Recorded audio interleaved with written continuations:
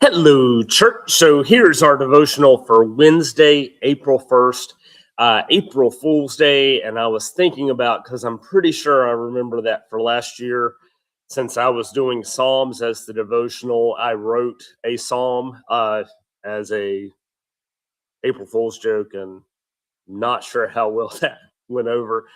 Normally, I've made a big deal out of April Fool's Days the last few years. I missed yesterday because I was sick and I'm still sounding a little crappy. Thank you, good and gracious Lord, for over the counter medications that have my sinuses a little more open than they were. So hopefully we'll get through this. This is attempt number 2 at doing a devotional for today. About 4 minutes in on the previous one, I started with a cough and fit and decided to just go ahead and stop and do that. So we come into Proverbs 21. We're going to look at the first 8 verses, partly because that's where Eugene Peterson breaks it, and also because I don't want to have another coughing fit or repeat this whole process again if we can get out of it.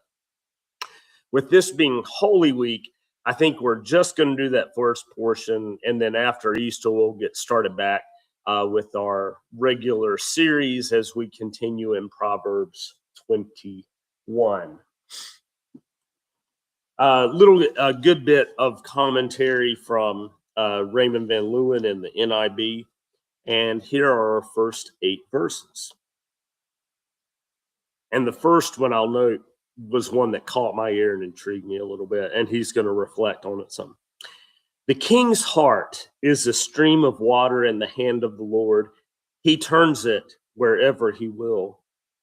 All deeds are right in the sight of the doer, but the Lord weighs the heart. To do righteousness and justice is more acceptable to the Lord than sacrifice. Haughty eyes and a proud heart, the lamp of the wicked, are sin. The plans of the diligent lead surely to abundance, but everyone who is hasty comes only to want. The getting of treasures by a lying tongue is a fleeting vapor and snare of death. The violence of the wicked will sweep them away because they refuse to do what is just. The way of the guilty is crooked, but the conduct of the pure is right. A little side note before the reflection pieces. In verse 3, in the NRSV, to do righteousness and justice is more acceptable to the Lord than sacrifice. That's an image that comes up frequently, and we will hear these words of the sacrifices that are acceptable to God. And really kind of showing a transition in Israel's history as they begin looking inward to the heart rather than these outward services. Peterson is going to use the phrase in place of sacrifice, religious performance, that sense of being showy in what we're doing rather than being faithful in what we are doing. And some commentary from Raymond Van Leeuwen. These will be the first couple of paragraphs in his reflection portion.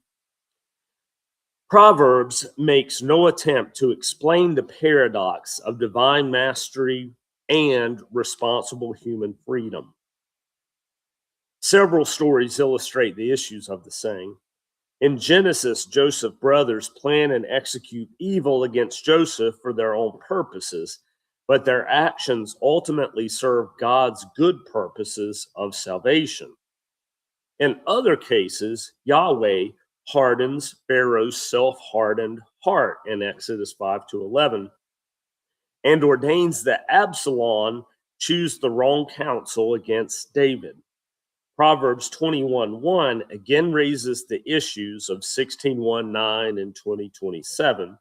Its main thrust, however, is positive because irrigation waters, like royal wisdom, cause the land and the people to flourish.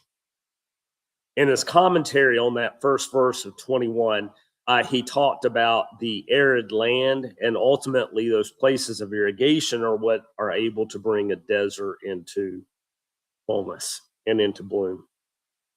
Practically, 21:1 gives hope to those who pray for rulers and all in positions of authority, coming from First Timothy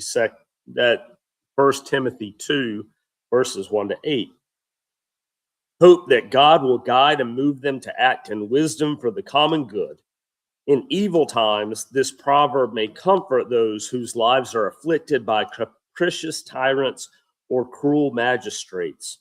The Lord can indeed turn the hearts of the wicked to do what is right, thereby working God's own good purposes, even when human beings intend evil.